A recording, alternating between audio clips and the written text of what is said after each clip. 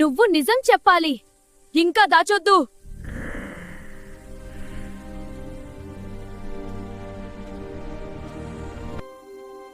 నేను ముందు ఈ వాచ్ యజమాని.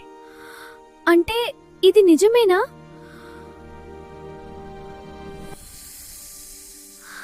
ఈ వాచ్ నాకు శక్తి ఇచ్చింది, కానీ దాన్ని తప్పుగా వాడాను.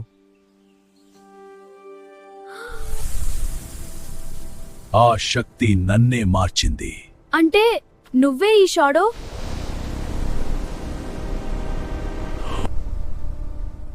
ఇప్పుడు దాన్ని తిరిగి తీసుకుంటాను.